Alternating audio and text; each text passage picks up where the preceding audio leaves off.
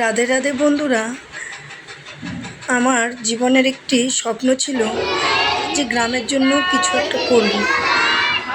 কিন্তু এই গ্রামে এসে বিয়ের পর দেখলাম যে তেমন একটা শিক্ষার হার নেই।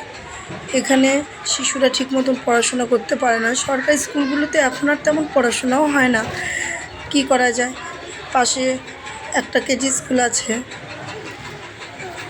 ওই অনেকটা প্রাইমারির মতোই, শুধু আসা যাওয়া বাচ্চাদের।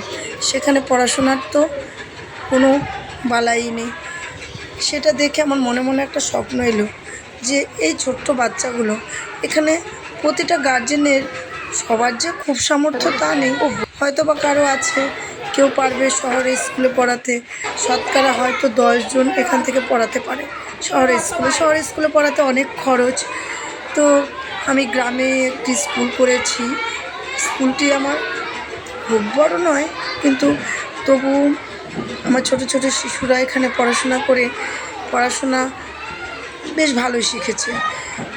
প্রতি বছর এখান থেকে আমার যেসব শিশুরা অন্যান্য স্কুলে ভর্তি হয়, হাই স্কুলে, রেজাল্ট ওরা অত্যাধিকই ভালো করে। আর তার জন্য চারিদিকে আমাদের স্কুলের নামটা ছড়িয়েছে। এবার আমার অনেক বড় স্বপ্ন যে এই শিশুগুলো ভবিষ্যতে অনেক দূর এগোবে। ছোটোবেলাটা ওদের যদি ঠিকঠাক তৈরি হয়, তাহলে ওদের ভবিষ্যৎটা উজ্জ্বল হতে সত্যিই কোনো সময় লাগবে না। আর এই ছোটোবেলাটাই তো একটু ঠিকঠাক করে বাচ্চাদের দেখতে হয়। আর আমাদের ছোটো বাচ্চাগুলোকে আমরা অত্যাধিকই খুব সুন্দর করে পড়াশোনা করাই এখানে।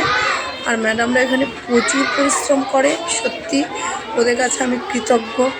ওরা অত্যাধিক পরিশ্রম করে শিশুগুলোর উপর, আর খুব যত্ন সহকারে পড়াশোনা করায় এখানে।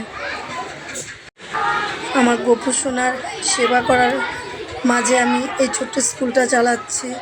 তোমরা আশীর্বাদ রেখো আমার ওপর, আমি যেন সবসময় এইভাবে কাজ করে যেতে পারি। রাধে রাধে বন্ধুরা।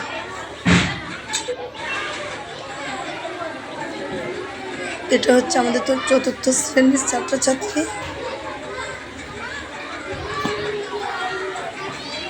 এরা অত্যাধিকই ভালো, খুব ভালো পড়াশোনাও করে।